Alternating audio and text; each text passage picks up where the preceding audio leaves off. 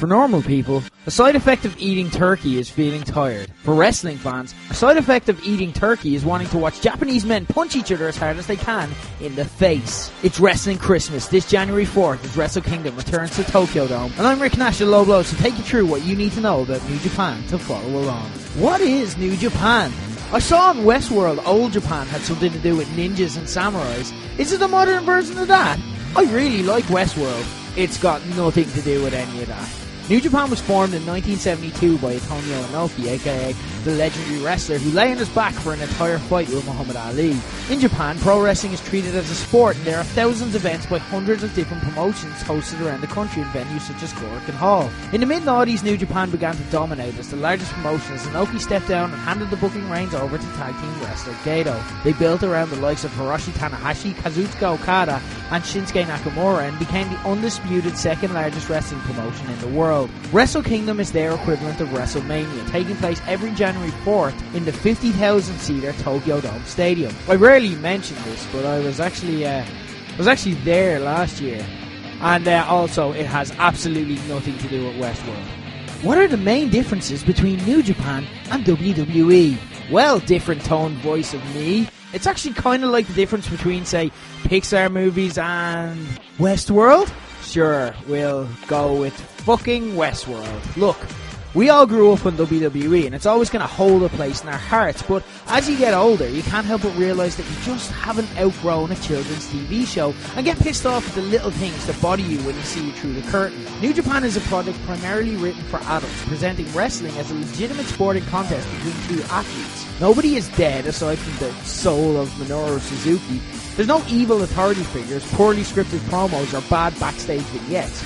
It's athletes competing for title belts. Matches and feuds are both simple and complex, with intricate storylines being meted out in a way you often have to read Twitter to understand fully, including callback spots and little gestures or facial expressions that can change everything. Like MMA, almost every wrestler is aligned to a stable of some sort that represents their ideologies.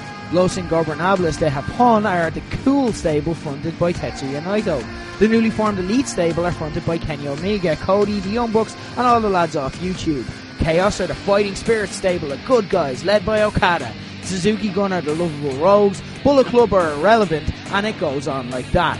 Cards tend to be structured in order of importance, with multi-man matches usually filling out the bottom end of smaller cards before the big singles or tag main events. Though in Wrestle Kingdom, the majority of matches are usually title matches. That actually makes things easier to follow as you start off, as the multi-man matches are really only for more hardcore fans looking to squeeze every last bit of detail and intricacy out of a feud, so you can just watch the top half of most cards to follow along. There are also little differences, like 20 counts for countouts, and a quicker cadence than WWE's count. Interferences and small finishes do happen, but they're more rare, while gimmick matches are also extremely rare. Referees are allowed to use discretion when refereeing, and it tends to be no disqualification once the action hits the outside, as the logic is wrestlers choose to take the fight to the outside, so there anything can happen. The in-ring style is based around fighting spirit and the will to win. It can seem like Japanese lads are stiffing each other and no-selling to the untrained eye, but it's actually just a different ideology, with the idea being that the best wrestlers are the ones who can absorb the most punishment, then win anyway.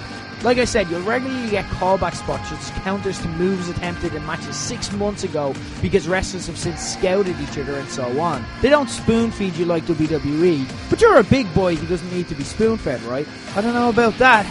Anyway, look, there's a lot of wrestling these days. I go to shows nearly every weekend, try to keep up with WWE, and I like shows like, well, yeah, Westworld too. I don't know if I have time to follow another promotion regularly. You don't need to. While New Japan do have weekly shows in Japan and America, its calendar is actually fairly easy to follow along. They run 1 or 2 big shows per month on average, with a build-up around tournaments such as the Best of Super Juniors in June and the G1 Climax in July and August that you can opt in and out of in truth, although you'll want to opt in once you're hooked. If you don't have anything you regularly watch more often than not on, say, a Saturday or Sunday morning due to the time difference, you can follow this easily. You can also subscribe to New Japan World for around €8 per month and get all of it on your PC, phone, laptop or TV to watch whenever you like.